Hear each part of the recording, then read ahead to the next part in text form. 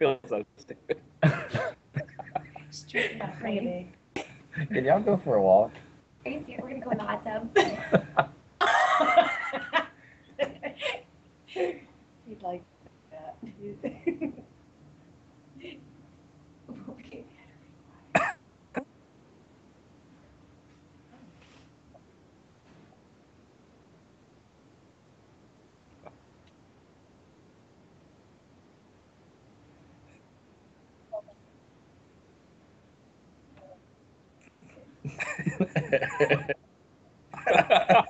And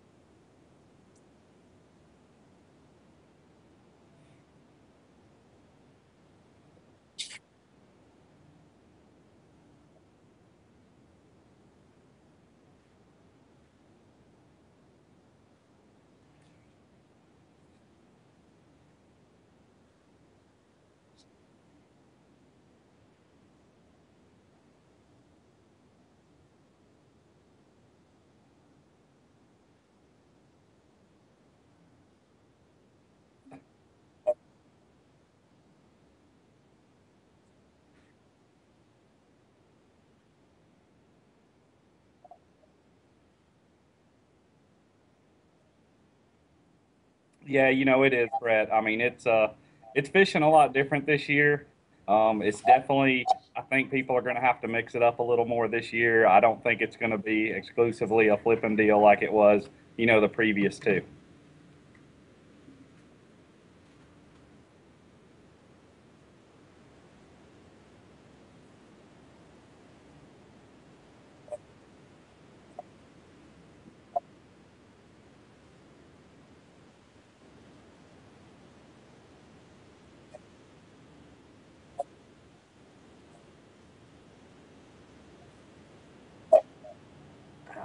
I mean, I think that there's still fish in all three stages, but I really believe that the main phase is all pre-spawn.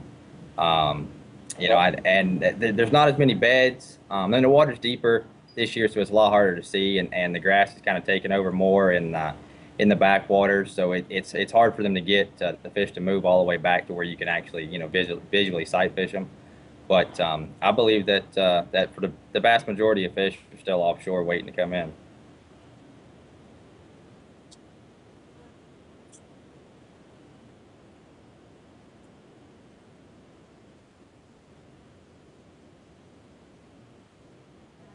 I think if somebody wants to sight fish in our tour event, they'll be able to find some fish to do that.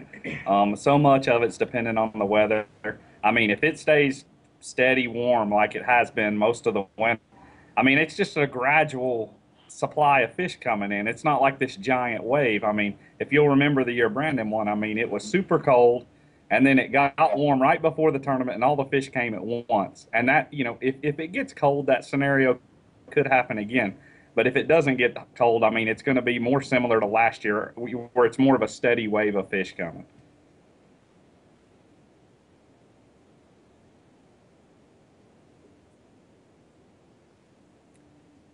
Typically I think they spawn better on a new moon.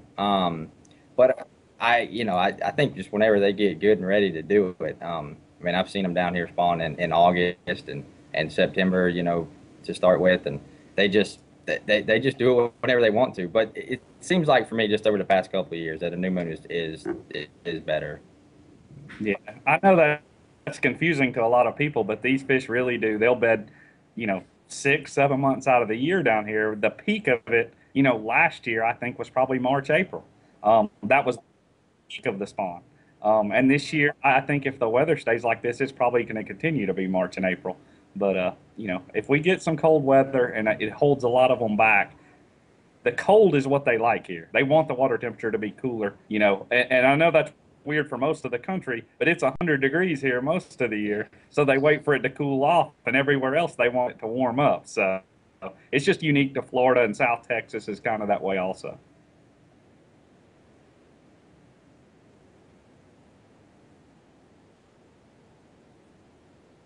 Correct.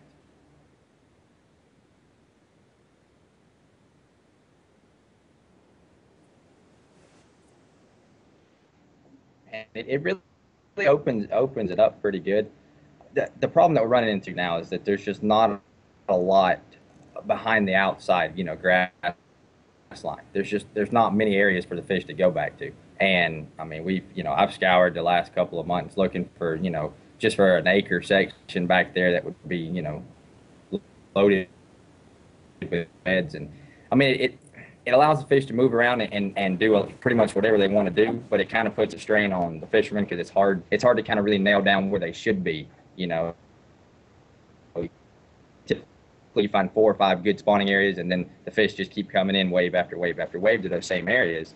And it's typically one out of the monkey box or down in South Bay and stuff like that. But here it's just it's really it's just a different deal. It's hard to explain.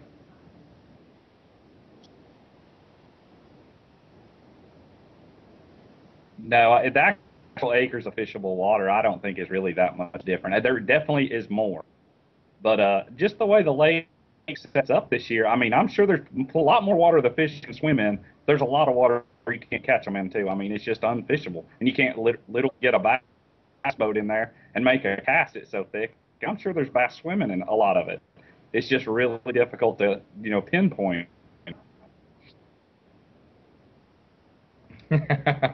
Maybe John could, maybe. Or a Chad Pro. Yeah. Yeah, Chad Pro's been running around in his aluminum too, so you never know about those guys what they might find.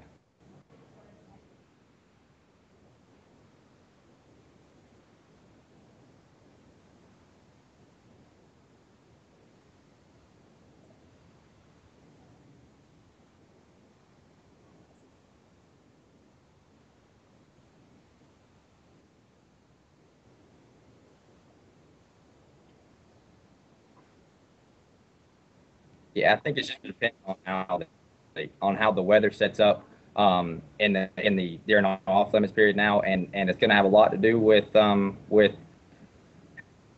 it affects during each day of the tournament. I mean, I think that whoever wins this is going to probably have to do 2 or 3 different styles of fishing, and probably have to pick a new area each day if the pattern for the weather stays true, where it just kind of blows from the north one day, the northeast one day, and east, and it just kind of makes a full circle around throughout the course of a week. And I think you're going to have to really pick and choose where you want to start at and where you want to finish your tournament at.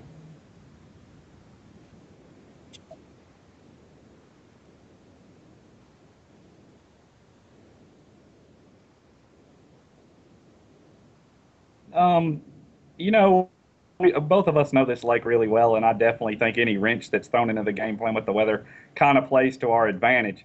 Um, but it's very difficult also. I mean, it's just difficult. If you play your cards wrong, I mean, you can literally come in with nothing here, and I mean, it's that kind of lake, and I mean, the wind is really a big factor right now, the way it's fishing, and you know, stable conditions during our tournament, you could probably be fine in one area.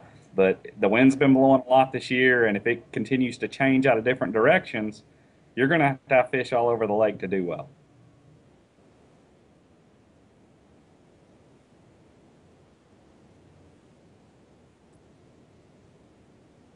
Right, and it's just the water level. I mean, that's the biggest difference.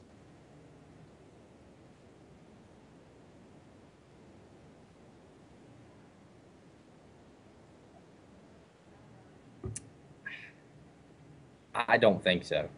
I really don't. I mean, anything's liable to change between now and then, and of course, there's some phenomenal fishermen coming to town soon. But I'd have to say no. If I was a betting man, I'd say no. I would say so. I would say right now between 80 and 90 pounds will be really strong for 4 days. I still think 30-pound bags are going to happen, but following that up with 30 and 30 is not going to happen.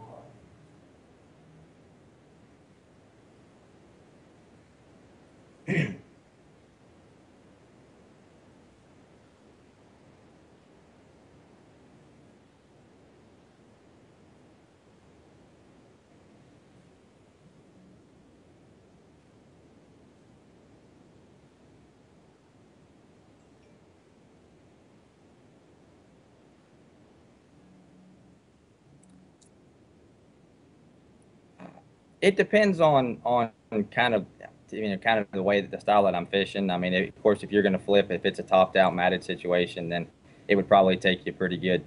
It would take me a good bit of time, probably probably 3 hours to cover it.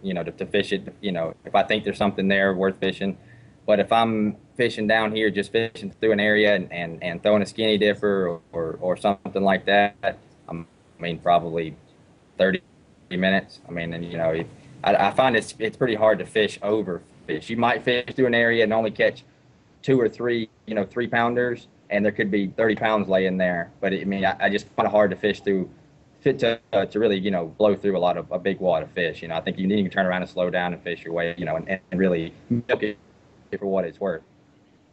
Yeah, I agree. Most of that question, it depends on the technique I'm fishing. I mean, I could cover that in 10 minutes with a buzz bait and, all day with a flipping stick. I mean, it just depends on the situation.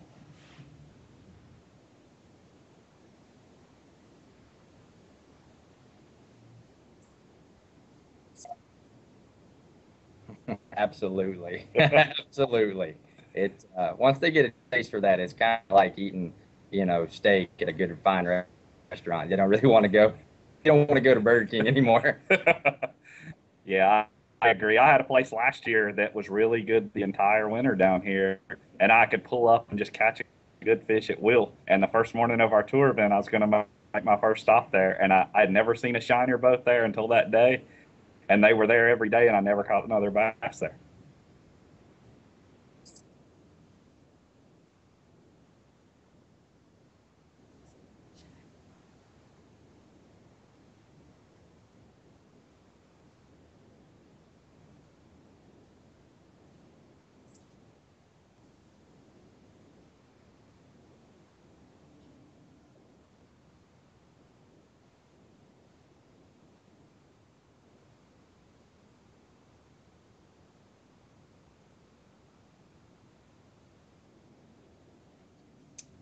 I don't know.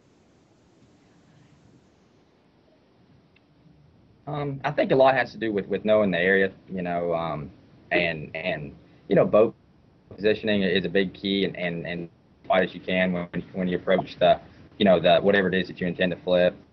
Um, really, I mean, just having confidence in what you're doing, I think is what separates, guys. I think that's what separates anything.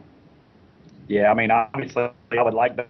I think that the top five we're going to be flipping this year, like the last 2 years. But I honestly, this year, I don't think that's going to be the case. There might be one of the top five that I really think an angler is going to have to mix it up this year. I don't think the top five guys. There'll probably be two or three of them with that part of their game plan. But being versatile this year is going to be a key.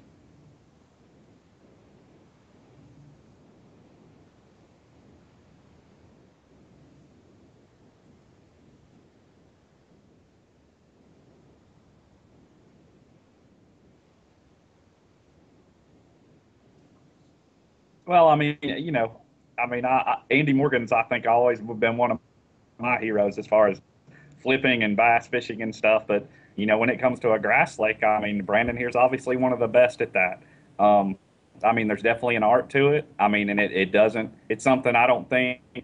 I think the technique can be learned, but I mean, what this guy right here's got is something special. He's just got a good instinct, and he knows he just knows when to make the decisions, and that's what tournament fishing's about. Just he knows when to go a place and knows when to stay, and that's a huge difference than somebody that's just out there aimlessly fishing a mat.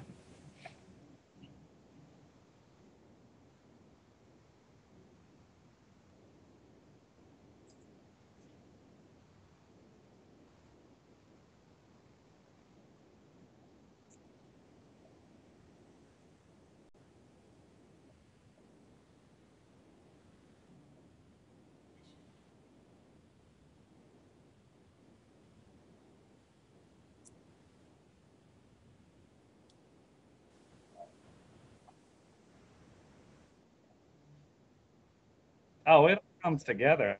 I mean, being efficient, having everything on your boat and your rod, reel, line, hook, bait, everything is finely tuned, and it does. Every little thing makes a difference.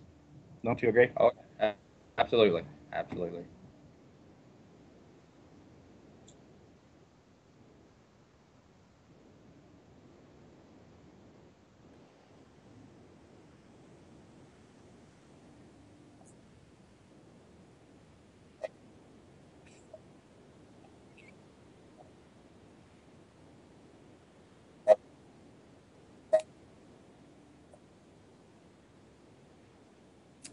I think we have two different deals. I really don't change up anything. I mean, I try to get to bed a little earlier, which seems to never really happen. But uh, I don't know. I don't really fish a tournament any different than I really practice. Um, I really don't do anything just out of the ordinary. I just try to have everything, checked and rechecked, and that's about it. Yeah, for me, it's no different. I mean, I make my living fishing, and I don't care if I'm on Beaver Lake or Gunnersville or here. I mean, I feel like I have a chance to win, and I mean, this place just suits my fishing style. I mean, it's what I'm best at, and yeah, I probably do have a better chance here than I would at Beaver Lake, but I don't approach it any differently than any other event I fish.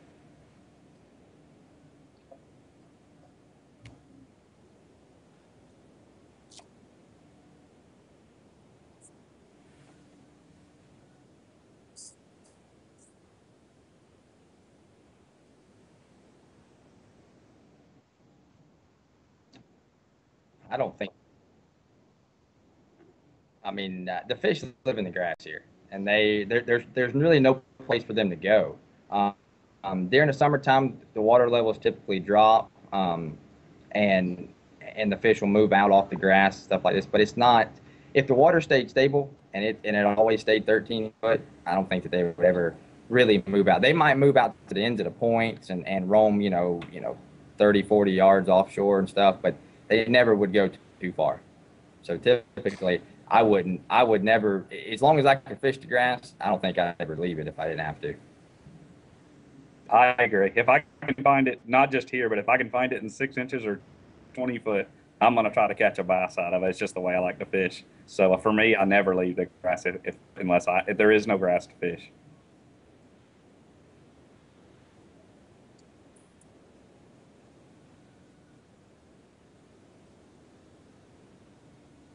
Right, but the lake was at like 8 foot too, and there was no there was nowhere for anybody to fish, in the grass. It was the rim canal, just two or three spots on the main lake, and then you had the actual little feeder canals that come into the lake, and that was it.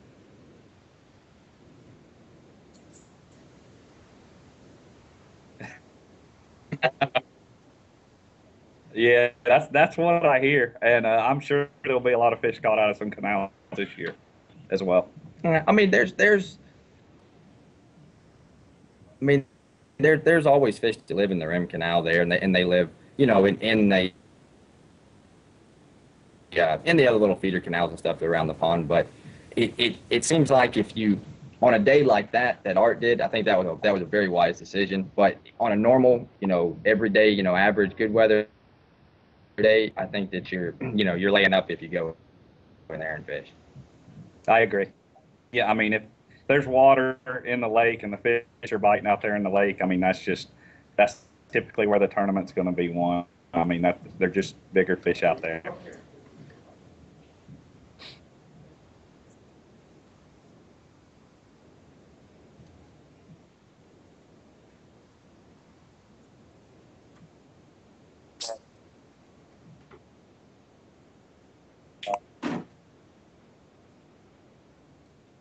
As far as baits, I really just like to stick with things that I'm real comfortable fishing. I mean, shallow running crankbaits, spinner baits, chatter baits, jigs, tubes, stuff like that on a flipping stick. And I typically, um, I really just, for me, I can go to any lake in the country and really quickly find where the fish are going to spawn. So obviously, if it's a proof spawn, I'll start in the spawning area and work my way out till I find them. I mean, but they're typically even in the dead of winter, they're thinking about spawning, and it's all about the spawn to me. So I start in a spawning cove, say, or I find a spawning area, and then I'll work my way out till I hit them.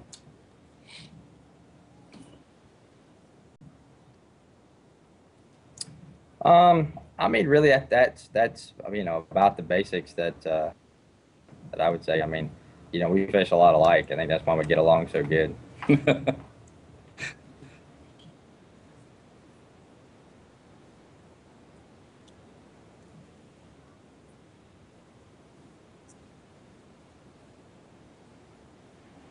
Well, it was pretty nice. I mean, it's not a bad way to start a career, that's for sure. Um, it was. I never really expected to win. I thought going into the tournament that I was going to do pretty decent, and up until the last day, going into the final day, I really didn't think I had a legitimate shot to win. And it just lined up perfect for me.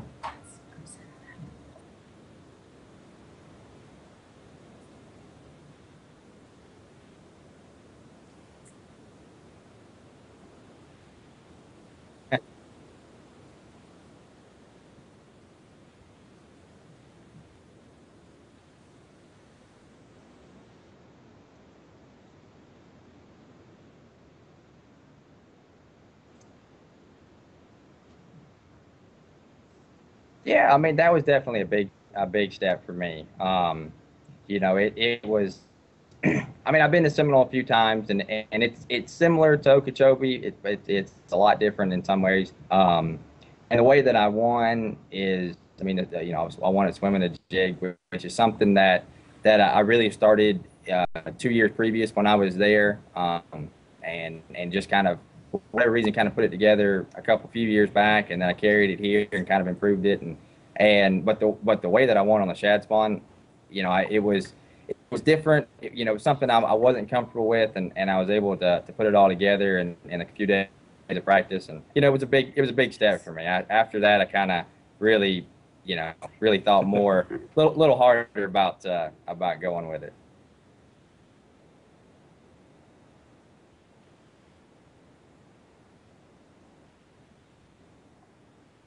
I don't hardly go anywhere else, so I, for me, I don't mind. I like being the favorite here, one of the favorites, and I've won some pretty big tournaments pretty much all over this country. So, I've got a lot of check marks that I would still like to make, but I've got a lot of the lakes that I wanted to win on. I've got those out of the way. So,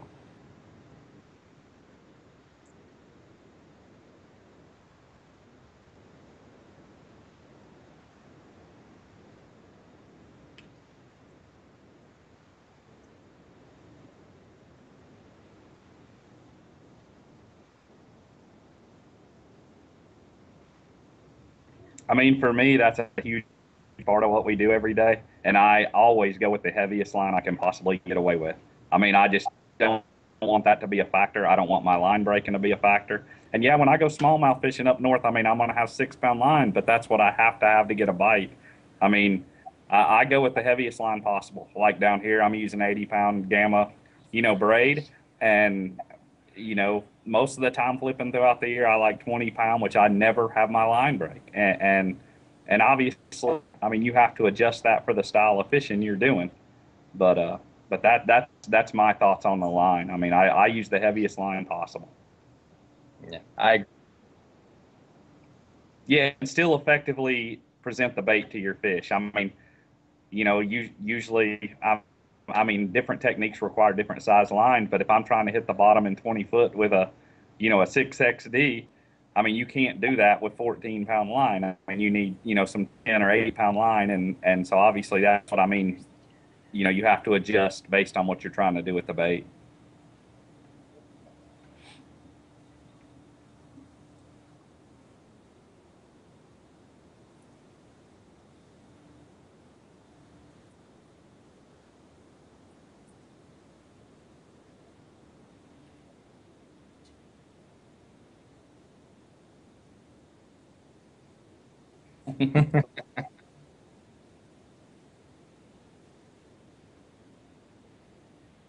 Well, I mean, the biggest thing is to get comfortable with an actual bite opposed to just bumping into something. If you're flipping laydowns or whatever, there's a lot of hard stuff down there. So when you pitch your bait in there and it just brushes against a piece of wood or whatever, you want to determine whether it's an actual bite and setup, or if you don't want to set up into a limb every time, because that kind of defeats the purpose. So I think that's one of the biggest things, and then having the right equipment too. Having the right rod and the right jig, helps a lot.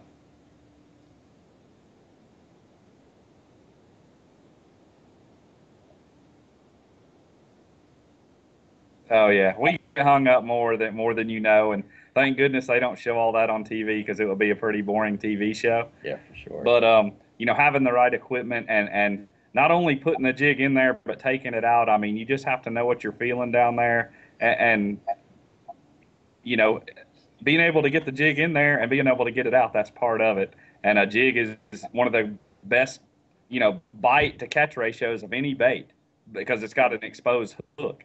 But that's also a negative when you go to get it out of a bush or a limb or a patch of grass. So all that has to be taken into consideration. And, obviously it's just like the line, like with a jig, I want the lightest weed guard I could possibly get away with, but I don't want a weed guard in there that I'm going to get hung up every time. So it's the same thing. It's a give take, and that has to be adjusted for what you're doing out there. From Brad Norrid. Brad asks, how do you go about determining the color you will throw for the day? Typically, green pumpkins and watermelons will work year-round, but how do you hone in on a certain color to get the most out of the bite for that day? I mean, really, I pretty much only really fish, 3 or 4 different colors, like green pumpkin, watermelon, or a black and blue, or June bug, and it's really, it's based on the watercolor, has a lot to do with it. If the darker the water, the dirtier the water, then I'll go with a black jig. If it's cleaner, I'll go with a green pumpkin or watermelon and something like that. It really just depends on where you are. Like down here, it doesn't really matter how clean the water is. On Okeechobee, I'll always flip a black and blue jig. That's just what I have confidence in. But when I go off and it's real clean Tennessee River water, a brown jig or a green pumpkin, it's pretty much what I would have on. Wait, did you just say real clean Tennessee River water? You've never been to Minnesota or Wisconsin, have you, Brandon? No, it's it's a little too cold up there for me. I have a follow-up question. Does the black and blue that everyone uses on Florida, does that mimic bluegill, or what is that? What's the? I know everyone says black and blue because they just eat it, but there's got to be something to black and blue. I think the big ones down here feed on bluegill, and that's the closest imitator. I've seen a few bluegill up close in my day down here, and most of them are jet black, so it's just a good imitator. And I think that the big fish down here, I think they really go out of their way to eat a big bluegill. Okay. Let's do one more question, guys. We have still several more, so we're going to take a quick break after this next question. David Everhart asks, trying to work your spots efficiently and effectively, when do you say, let's try the next spot or stay in the current one? It's a tough call sometimes with time management. You could be wasting time running if the bite turns on. I guess the question is, how do you make that decision whether it's time to leave or not? Man, that's the $1 million question because that's the name of the game in tournament fishing. That's why David Dudley's won 2 straight Anglers of the Year, because he's bested on water decisions. There's no set technique. Today's different. The best anglers in the world get a feel for that day and make those decisions. And that's what separates, guys that make a living fishing from your average angler is those decisions. Guys, I've just been informed that your camera, that our view of Brandon and Randall is actually froze. Can you guys actually shut down and try and log back on? No, don't shut down. There's don't shut down. Just turn off the camera and then turn the camera back on. We'll see if that works. Okay. Perfect. Let me let them in. You can hear us, but you can't see us. Yeah, well, we can see you, but you're not moving. You're just static. Hey, it's been still the whole You need to shut the camera off and then. Uh, Are we taking a break? yeah, we're taking a break. We're just like a still picture. Has it been that way the whole time? No, I would say for maybe the last few minutes. It's no Just big deal. click on camera when you're ready to. She said she couldn't hear the questions, but now she can hear both. Oh, Julie, did you hear that? yeah, but you guys are live. Yeah, we can still hear you. Oh, I can see you now. Good. And we're moving. Yay. You guys doing all right? Yeah, we're doing good. Do we have a minute? I was going to get some water. Yeah, go ahead. Go ahead, take a minute. Okay. We're live. Okay, we're good. All right. Okay, let's go. This is a tough question. I'm going to direct this at Tharp because he's fished the tour for several years. Not that Brandon's not definitely capable of this. The question's from Jimmy Epling. He asks, what do you feel you need to elevate your fishing to become Angler of the Year? I mean, every year I've made progress, attaining that goal. I've come a little closer every year, but it's all about being consistent on the water. And I mean, on our tour, I mean, just finishing in the top third of, our 170 anglers or whatever is not good enough. I mean, you have to finish in the top 20 just about every event. If you look at, since I've been fishing, that's what it takes to win the Angler of the Year. And, I've been close. I mean, my first year on tour, I struggled to get, checks, and now I'm not struggling to get checks. I feel like I'm real close to crossing that bridge to making the top 20 at every event, no matter where we go, and that's what it takes. Do you feel like, I know this is kind of, you have to maybe acknowledge some weakness, but do you feel like there's any area of your fishing that needs to improve? And the reason I asked is I remember Dudley a few years ago, and a lot of guys like JT Kenny's doing it now too, like they've dedicated themselves to be better with their electronics, and now they were just shallow fishermen. Now they're both great offshore fishermen. I mean, we see JT offshore more than we see him on the bank. Do you guys feel like you have weaknesses you want to address? Everybody always has weaknesses, without a doubt. I mean, in this game, like I'm constantly testing equipment, trying new things, learning new techniques. Now, I may not use those techniques, but as a professional fisherman, it's my job to know them all and just, you have your own personal arsenal to attack lakes. And for me, I have to try something and decide if I'm going to put that in my arsenal or not. And that's part of what we do. And the day I quit learning will be the day I probably quit. When I saw you on Lake Lanier drop shotting in some very deep, clear water, you looked very happy, Randall. You looked happy and excited. What makes me happy is when I'm catching them and I'm getting paid and I have a chance to win. That's what makes me happy. Okay. I don't care how I have to do it as long as I'm doing it. Brandon, are you ready to man up and state that you have any weaknesses, or are you perfect like Randall? No, I've got plenty of weaknesses. Anything 4 foot or deeper, I'm pretty much going to be on a learning curve coming this year. But I mean, learning how to read a graph is a big goal of mine. And just learn how to fish deep structure with a drop shot or a big crankbait or whatever. That's really my only downfall that I think that I really need to improve on. Luckily for you, fishing will change, and I mean, I don't fish now like I did the first year I was on tour. I fish totally different and attack lakes different. 5 years from now, I'll be a totally different fisherman than I am now. I don't know if I get tired of catching them the same way. Obviously, I have some ways I really like to catch them, but the sport is evolving, our equipment's evolving, and to be successful, I think Dudley figured it out the best. Obviously, I mean, he's evolved with the sport, and what he's doing now, he wasn't doing 10 years ago. Yep.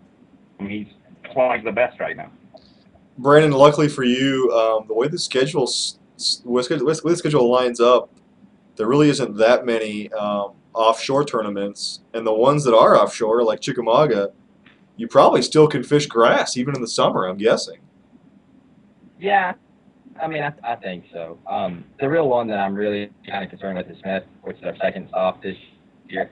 I don't know if you could get to two different bodies of water between here and there, but that's That's why I'm with Tharp here, so he can take me under his wing and help me out. I got you. He something, Brad. He doesn't need. His name is McMillan, and his father proved it. And I fished with his youngest brother the other day. And we better hope he doesn't start fishing this over soon, because he's the one I'm scared about. Of all three of them, the most is Bill. Okay. Hey, you never know, Brandon, that it might get real warm, and there actually could be. It's possible that a few fish at Smith could be on bed. It wouldn't hurt my feelings. Yeah. Okay. Fish my tours, man. Out of off Okeechobee, be able to catch a light fish, and I can handle that. Okay. Hey, phone call. Hey, Tharp, I found a big potted bass on bed. It's the craziest thing I've ever seen. Like, it'll happen. They're not so easy sometimes. All right, let's move on to the next question here. It's from Cody Brooks, and it says, "How did you and Randy get to have such a close relationship? You guys are competing all year for huge dollars, but you are the best of friends. And Randy even dedicated his Okeechobee win to your dad and family. How do two guys who compete so fiercely maintain such a close friendship?"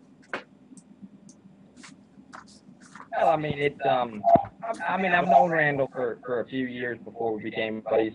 I actually met him, just happened to park the boat next to him the very first ever start I ever fished. And we kind of got to talking, to each other, tournaments here and there. And it just so happened this year that I won the Super. We fished the same spot for 4 days. He's never had any issues, and that kind of started us off. But I really think that we really turned into something special after my dad passed away. I mean, he was able to help me, someone that I could talk to about fishing that was on my level of thinking and being fanatical about, that's all that I wanted to talk about, while I'm working. And that was what I had with my dad.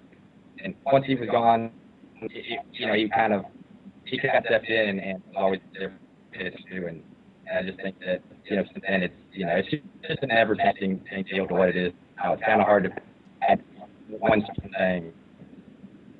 Yeah, for me, I just see a guy that he wants to do things the way, and there's the right way to win, and wants to win the right way, and that's the way. I want to win, and it's by hard work and doing things myself, and and that's the way Brandon operates, and he's a good guy. So I mean, and there's when you're fishing for $155,000, things can get a little.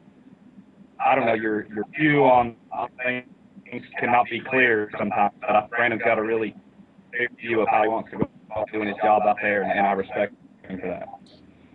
Follow-up question to that: are your wives, Sarah and Bree, who are listening to this chat also, are they okay with your bromance? Are they comfortable with it? You did bring that up, didn't you? They're comfortable. Okay. All right, just making sure.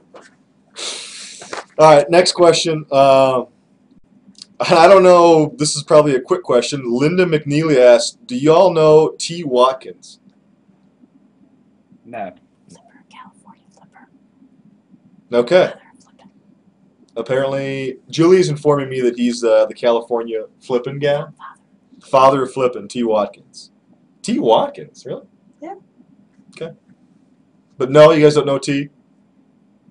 No, I'm sure if I would have fished against him, I would remember, but I haven't fished too many tournaments in California, so he's from California. So. Here's a pretty good question, one that I've always kind of wondered myself, too. It's from Joey Roberts.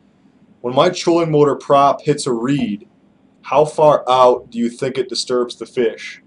So when's it time to kind of turn the trolling motor off and start pushing into some of that stuff? We just had this conversation this morning, as a matter of fact.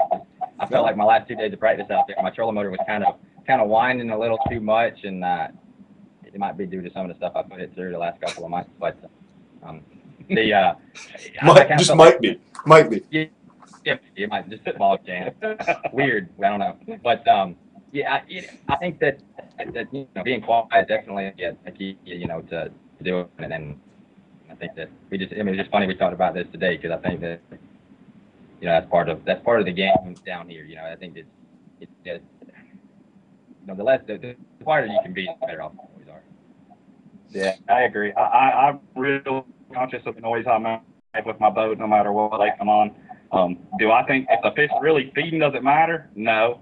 If it's a tough bite, yeah, it matters. I mean, it matters to me. Some guys have a different philosophy. I fished next to Bobby Lane before and watched him run his boat right up in a mat and go to catching them. I mean, I would never troll him up in a mat, but that's his style and it worked for him. So, I mean, the best thing is just find for you. I mean, I prefer to be quiet. Like, do you think if you had the trolling motor on high and you bump something, can a fish 10 yards away hear that and will it get spooked? Why should you're in a 21-foot bass boat. Do you really think that fish doesn't know you're there? I'm sure it can Kentucky Lake in 25 foot.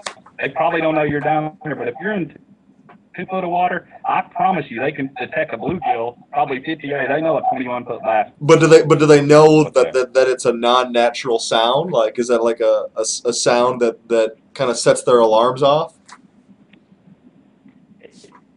It's possible they could get conditioned to it, just like they get conditioned to, fishing pressure or stuff like that. It's possible it could shut down an area. I mean, we saw it last year in the tour event that,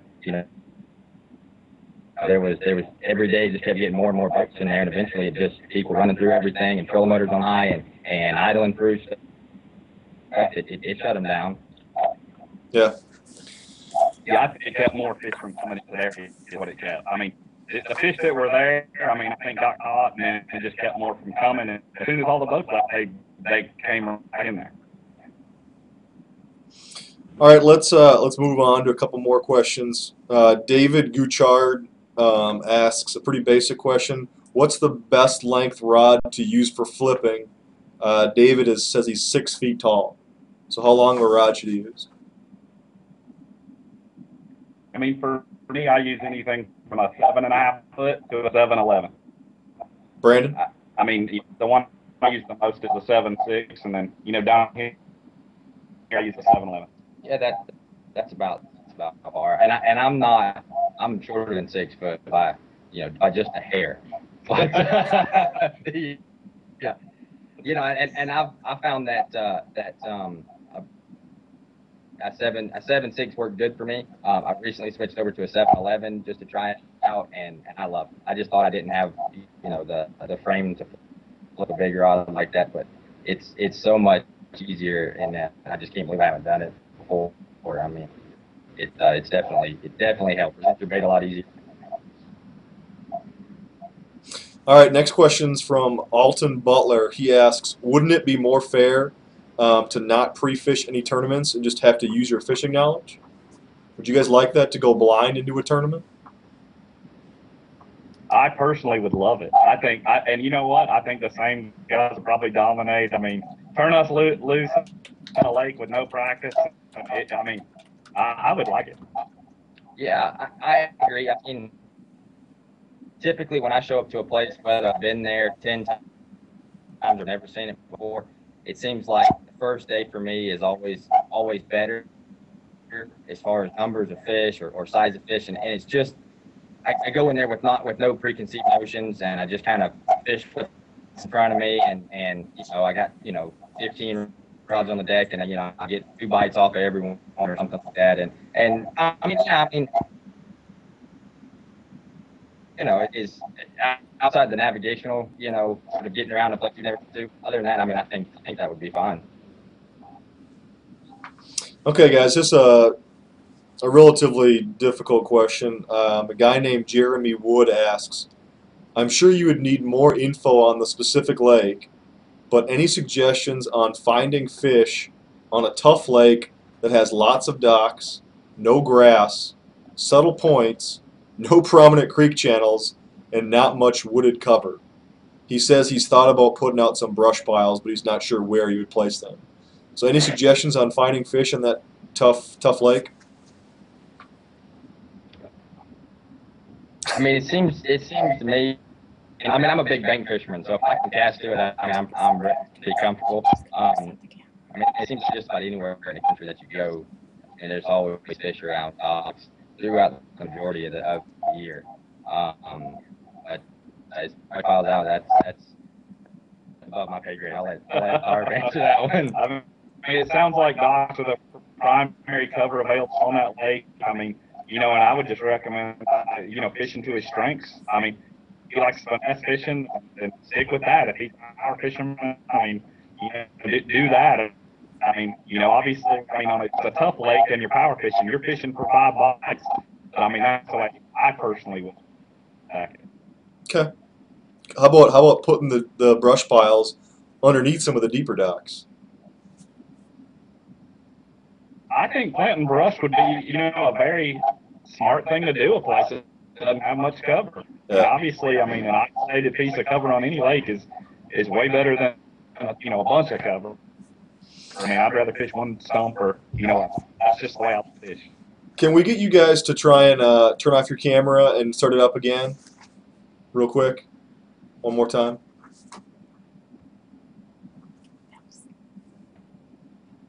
We're back. And we're back. All right. You guys look so much better. All right. This is from John Karbowski. What is the best advice you've ever received in life, and how has it influenced you? So, a real deep one. I mean, really, I mean, I think I'm living my my dream this year by fishing the tour. That was kind of whatever makes you happy. I think in life that's what you should try to strive for and do. No matter how tough it is, or how much you have stacked against you. I mean, like next year or this year, I should say. I mean, I'm going to work a full-time job and fish 6 tour events and I just because I really want to do it and I was told that if you want to do something bad enough, you'll find a way to do it and this is basically like working 2 full-time jobs for next year and I'm looking forward to it. Yeah, for me, it's surprisingly really the same. I mean, follow your dreams, and that's I had no idea or intentions of being a professional fisherman when I got my first bass boat and started fishing. I'm just a really competitive person and continue to challenge myself. And I mean, there was one point back in my BFL days when I decided, hey man, I think I'd really like to do this. That was a dream kind of, and now I'm doing it, and that's and I'm happiest I've ever been because I'm able to do something I love every day because of it. That's pretty awesome. Guys, a couple more questions and we'll wrap this up. Question from David. If you could only fish the south end, where would you try? Of Okeechobee, I guess you're talking about? I'm assuming so. It's got to be Okeechobee. You gonna fish Roland's area by Ritta Island, or where are we going here? That's easy for me because I grew up fishing the south end, so I feel pretty much right at home anywhere down there. Randall, I know that's. This whole lake is. I mean, I enjoy fishing the south end too. I mean, I've fished every inch of it down there just about, and it's all pretty, and I don't really have one place that stands out. I mean, and most people might be surprised. I mean, you might see me weighing some big bags from the south end this year. I don't know. It's too early to say. I can tell you one place that I would not be fishing a tournament is Pelican Bay, and I think we're both in agreement on that. For some reason, it's kind of come back to bite both of us.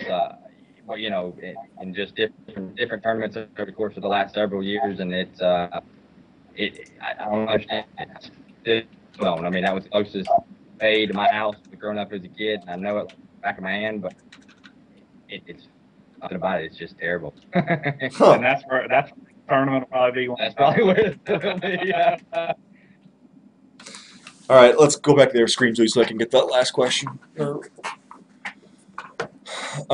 Johnny Harris asked, this is a real quick one, man. You kind of already answered this, but we'll throw it out there one more time.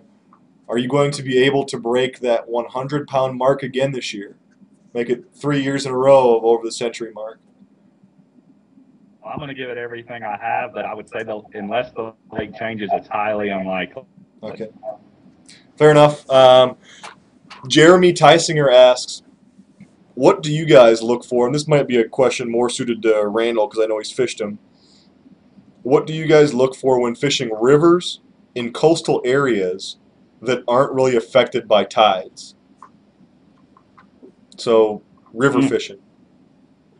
I mean, river fishing really just plays into my strengths. I like to fish stuff that I can see. I mean, any kind of river, I assume, has a somewhat current, although a river would have a lot more. If it's not affected by the tide, there's still some type of current. I just would fish visible cover that I could see, whether it be grass or wood or just anything I could find visible. Okay. Gentlemen, do you have anything else? Oh, we got a couple more questions coming in. Hold on, guys. Julie's kind of directing me here.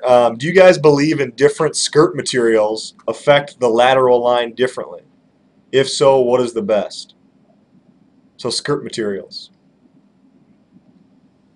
I don't know. I've never really, I haven't really gotten that technical into like a jig skirt or spinnerbait skirt or whatever. But I mean, I think the bulkier that you make the jig, I mean, in some situations would make it a bigger profile, which would put off more vibration, and I would assume it would be somewhat similar, same way with a spinnerbait.